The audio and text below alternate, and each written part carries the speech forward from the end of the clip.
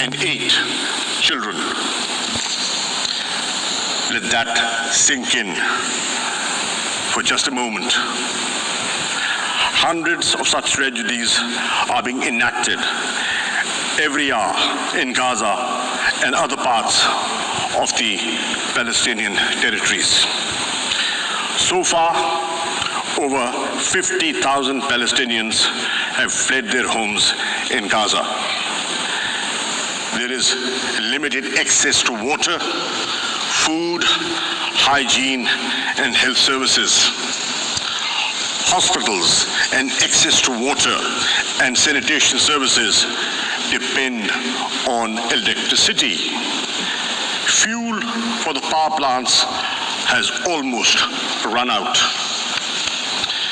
Gaza is plunged in darkness, literally and metaphorically.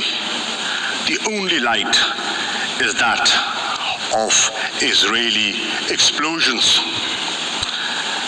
This is Palestine, where in full view of the world, the Israeli airstrikes bring down entire buildings to kill and terrorize innocent Palestinians and even silence the media. It is time to say enough. The voice of the Palestinian people cannot and will not be silenced. We, the representatives of the Islamic world, are here to speak with them and for them. Mr. President, it is appalling that the Security Council has been unable to exercise its primary responsibility for the maintenance of international peace and security. The Security Council has failed even to demand a cessation of hostilities. Those preventing the Council from doing so bear a heavy responsibility. In these circumstances, the General Assembly must assume its own responsibility. We must not fail the Palestinian people at this critical juncture. Mr. President, our first priority must be to halt the Israeli aggression. I hope that even at this 11th hour, the Security Council will call for a cessation of Israeli attacks. If it fails to do so, the General Assembly must make this demand on behalf of the entire international community.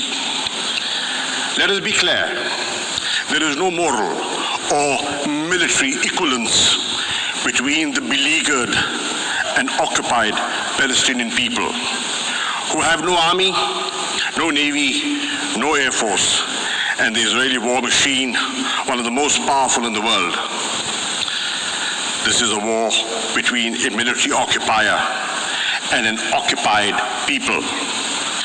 It is a conflict between illegal occupation and a legitimate struggle for self-determination.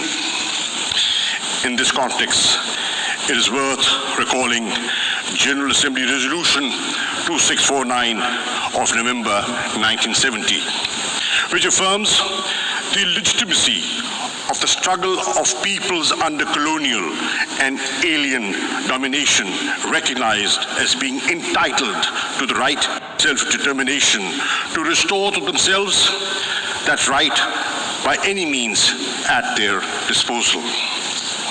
Second, we should mobilize all possible humanitarian help for the devastated Palestinian population in Gaza and other parts of the occupied territories. In addition to the UNRWA emergency appeal, the Secretary General should launch a comprehensive humanitarian assistance plan to provide succor and sustenance to the Palestinians.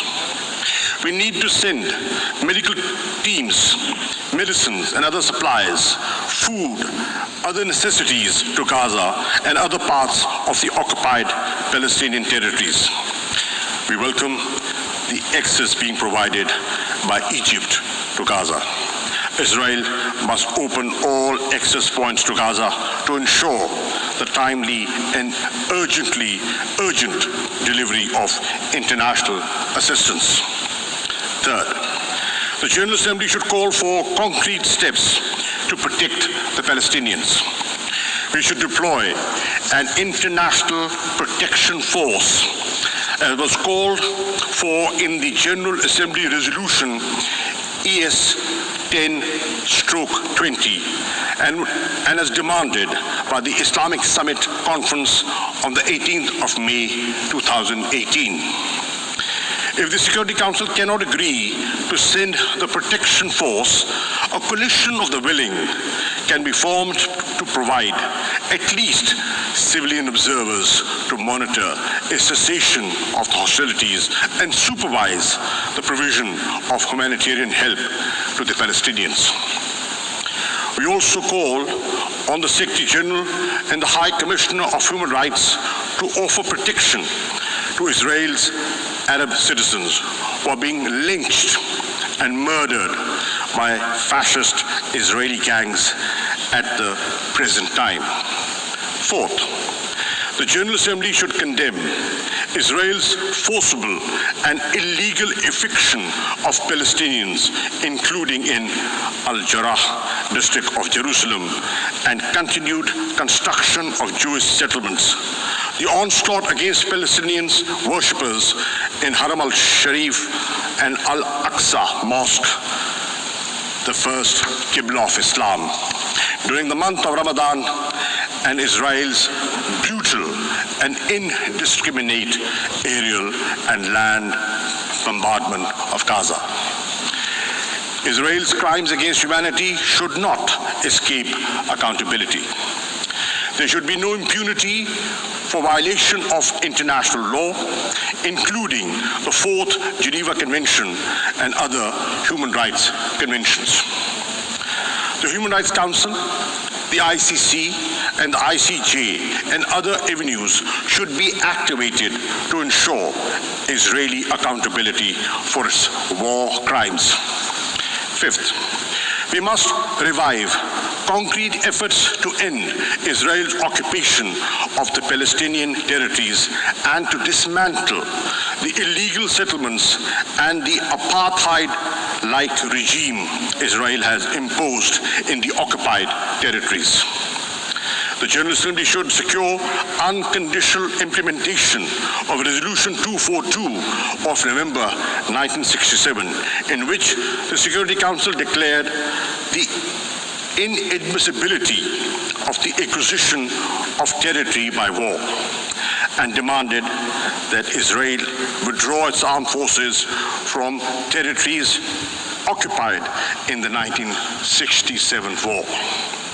It is therefore imperative to initiate bold steps to secure the implementation of the Security Council and General Assembly resolutions calling for the establishment of a viable, independent, and contiguous Palestinian state with Al-Quds, Al-Sharif as its capital. Pakistan endorses President Abbas's call for an international conference to secure a peaceful settlement. Mr. President, the Palestinian tragedy is at the heart of the turmoil and the conflicts in the Middle East. It is also the principal root cause of the humiliation and anger in the Muslim and Arab world. Anger which breeds extremism and often spawns acts of violence. A just solution for Palestine is imperative for the maintenance of regional and global peace and security. Clearly, the onus for restoring peace rests on Israel. It must end its occupation. It must implement the resolutions of the Security Council and the General Assembly. This General Assembly session must send a clear message to the Palestinian people and to Israel. It is only through determined and decisive action that this Assembly can restore the credibility of the United Nations and demonstrate its effective role in preserving world peace and global order based on equity and justice. I end with a verse from a great resistance poet of Pakistan. "ए अर्ज़ फ़लस्तीन मैं भी हाजिर हूँ." O land of Palestine, I too am there for you. I thank you.